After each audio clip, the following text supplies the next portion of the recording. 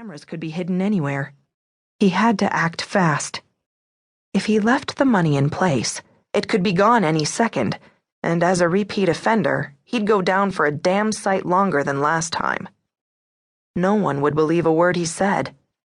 His gaze caught a photograph on his desk, and his heart gave a squeeze. Anna, his beautiful daughter. She'd never forgive him.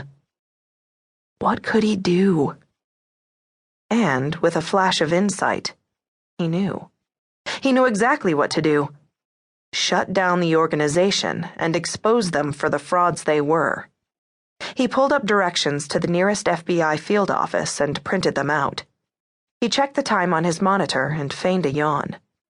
Yawning men did not steal every penny from their crooked bosses' offshore accounts. It took 14 seconds to type in the numbers he'd memorized. A split second of hesitation before he pressed enter and confirm to become a multimillionaire. It was a pity money didn't buy the important things like love, happiness, or reputation. He moved the money again, sideways this time, breaking the chain and putting it beyond the grasp of these heartless thieves. And if someone in law enforcement used their brains and figured out who'd set him up 9 years ago, well, maybe it was time. He took a second screenshot, printed it out. Insurance in case the feds didn't believe him. Then he deleted the browser history, logged out, and closed down the PC. With shaking hands, he stuffed the 2 screenshots into a manila envelope and added a sticky note briefly explaining what he'd found. Then he scribbled an old but familiar address on the front.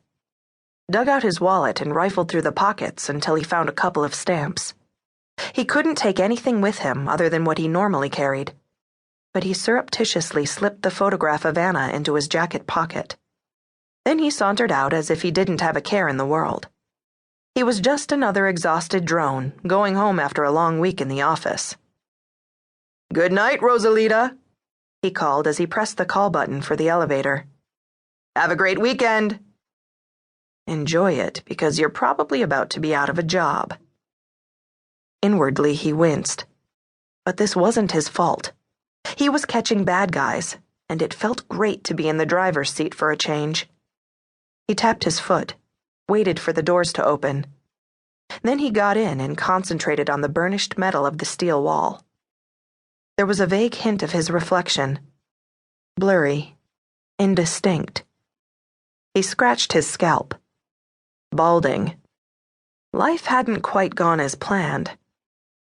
Katie. He swallowed the memories. His breathing was overloud, raspy in the closed metal box. He tried to relax his face. God. After an eternity, he landed in the lobby and hurried out through the huge glass doors of the 20-story building in the heart of downtown Chicago. He headed to the nearest L station. He was boiling under his jacket, shirt sticking to his skin like warm, wet tissue. His stomach growled. He placed a hand on his belly. Plenty of time to eat in protective custody. There was a mailbox on the corner of the street. He opened the flap, dropped the letter in, and hovered on the curb at the crosswalk. He turned in time to see 2 men run out of his building. They pointed at him, and his blood hit his toes. How the hell did they know so fast? Someone must have tried to move the money and realized it was gone. He felt smug for about half a second. Oh, shit. Frantically, he searched for a cab or a cop. Nothing. He looked back over his shoulder. They were only 100 feet away, hands diving under jackets as if they were reaching for guns. He dashed into traffic, dodging a blue truck and a bus. Horns blaring.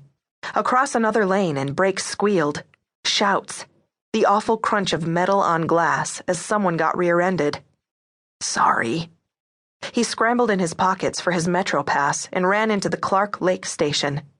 He grabbed his cell in his other hand and dialed 911 with ice-cold fingers as he ran full speed. 911? What is your emergency? Someone is trying to kill me! He had no doubt they would kill him just as soon as they got those account numbers out of him. Where are you, sir? What's your name? Davis Silver. Ex-con.